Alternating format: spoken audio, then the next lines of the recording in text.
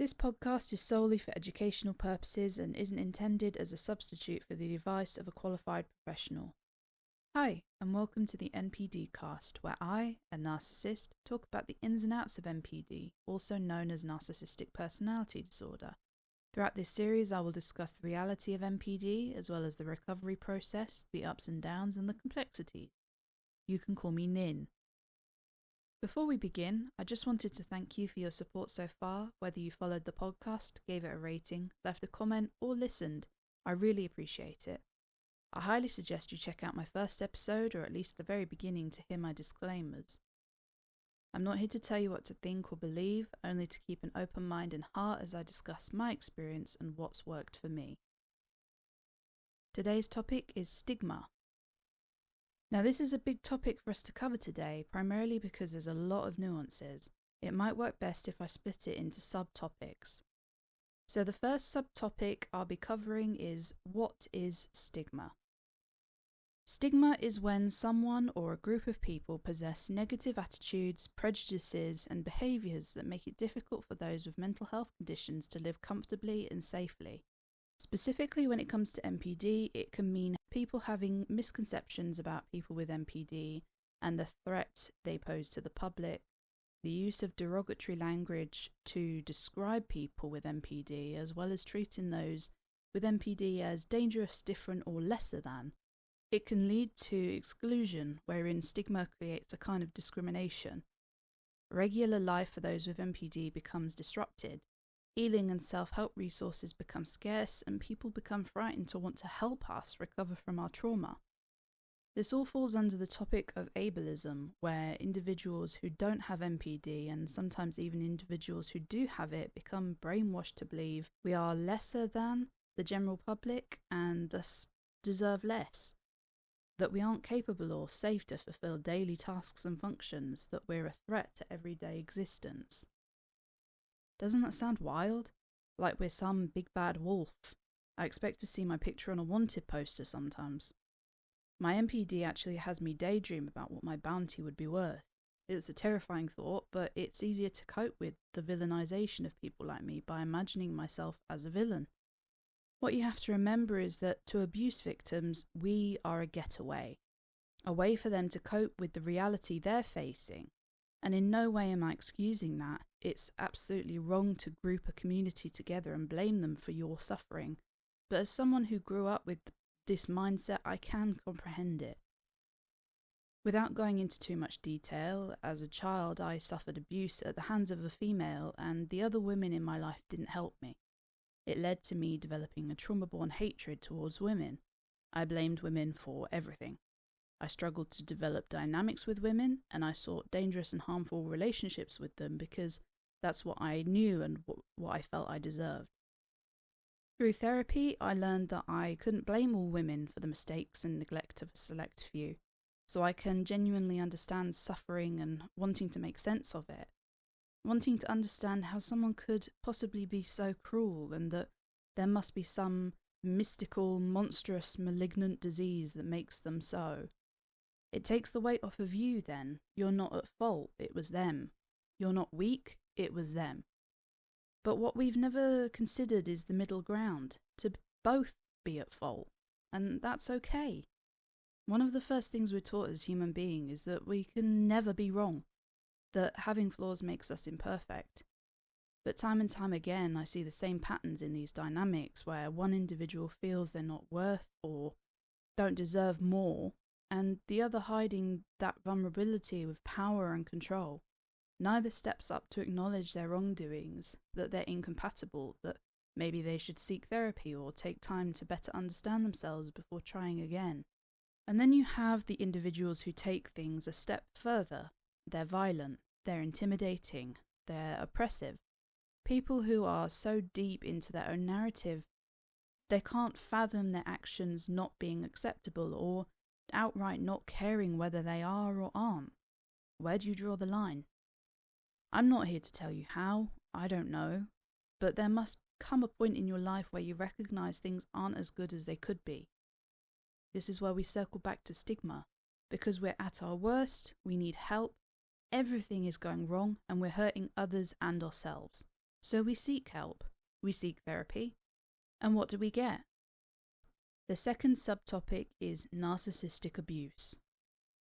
Narcissistic abuse was a label that was coined by abuse survivors. If they deemed their abusers to have exhibited narcissistic traits or narcissism in any form, they're labeled as narcissistic abusers. This is extremely harmful because it reinforces stigma and encourages ableism towards people with NPD.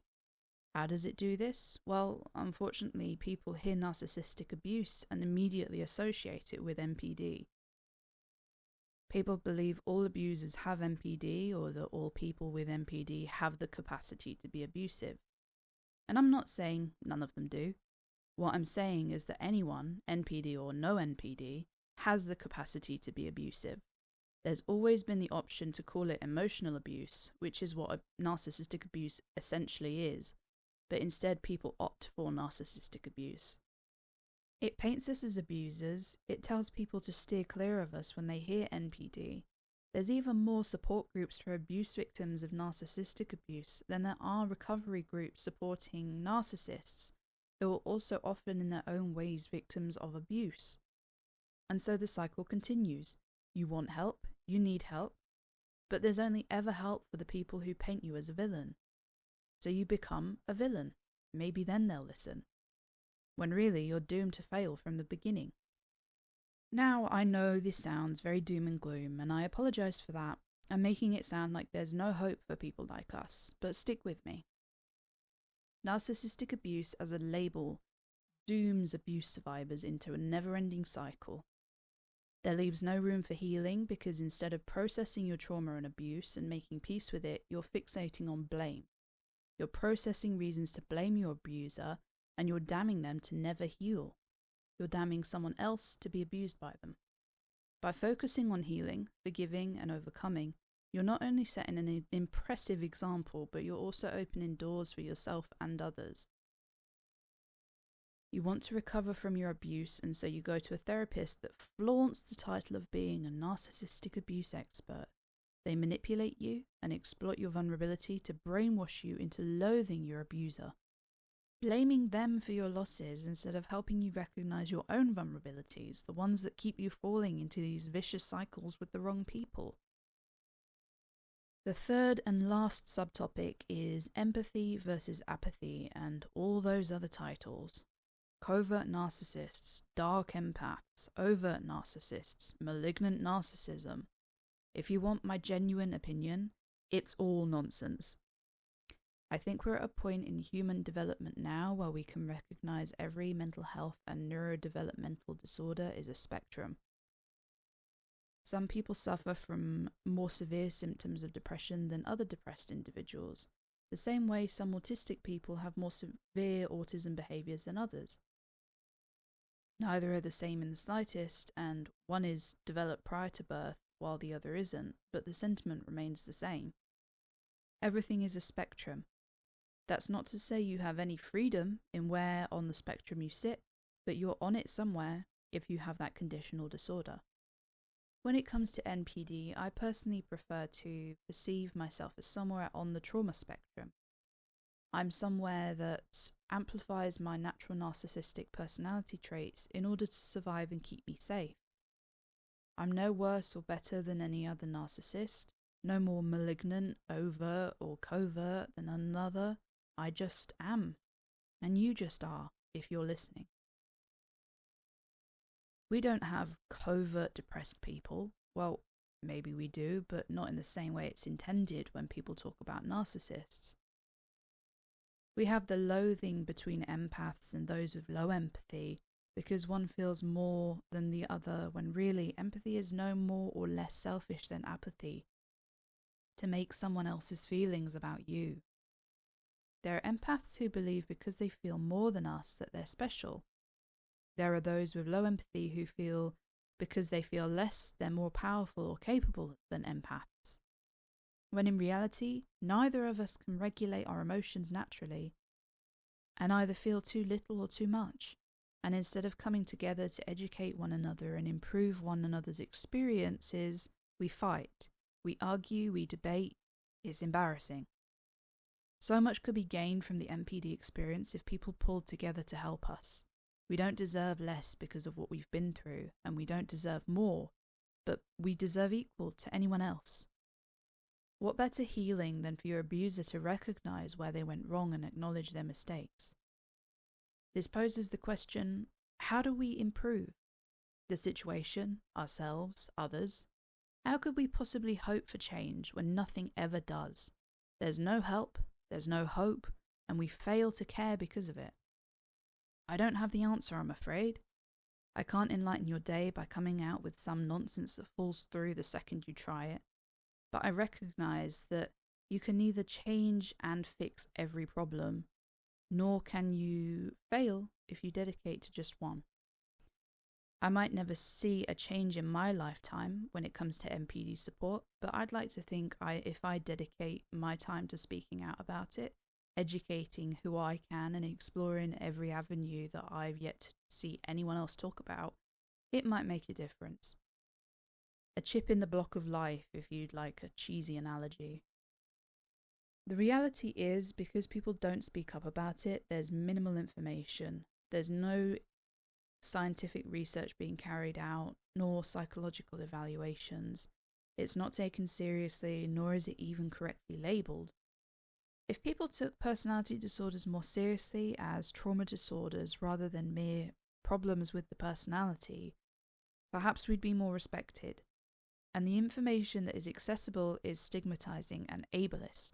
Why do we care so much about how to hurt narcissists?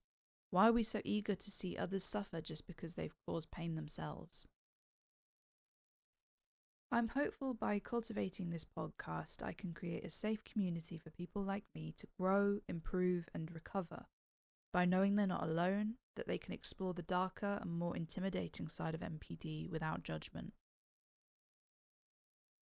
I hope that it inspires more of you to speak out, to create resources instead of searching for them. Through my own recovery, I've learned that the most invaluable tool I have in my toolbox is myself. Before we end, I'll be covering a couple of questions. The first is, are there any stigmatizations of NPD/people with NPD that you actually believe to be somewhat true, but that are maybe misguided or misunderstood? Probably. Off the top of my head, I can't think of any specifics, but I might use the example that it's a misconception that people with NPD are self-involved. Now, it could be somewhat true in that we are self-involved for the sake of survival and to secure our future, but we're not self-involved in the sense that we love ourselves and think we deserve better than others. In fact, as I've explained in other episodes, it's insecurity that drives us to do what we do. So I think to a degree, all misconceptions and stigma come from truth and have been altered like fairy tales to make us into these big bad wolves. The second and last question is, in what ways has the concept of narcissists wanting attention become a negative stereotype, vilifying this much deeper coping mechanism? I think we can start with the phrasing of the question for this one, because I think the concept of narcissists wanting attention has had a massive impact on our culture and how people perceive us. I need to make it clear that nothing about NPD involves wanting anything. That implies there's a level of control or desire about the disorder, like we're making choices every day depending on whether they will satisfy us or not. This isn't the case. NPD is about survival. Human beings are social creatures. We all seek and require socialization to avoid becoming severely disconnected.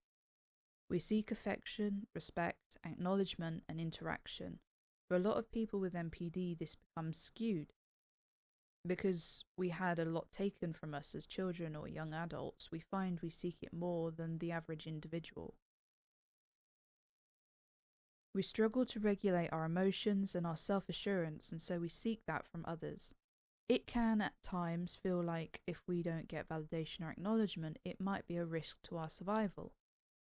The vilification comes from the idea that we are cunning villains who chose and decide to make bad decisions every day with the intention of hurting others.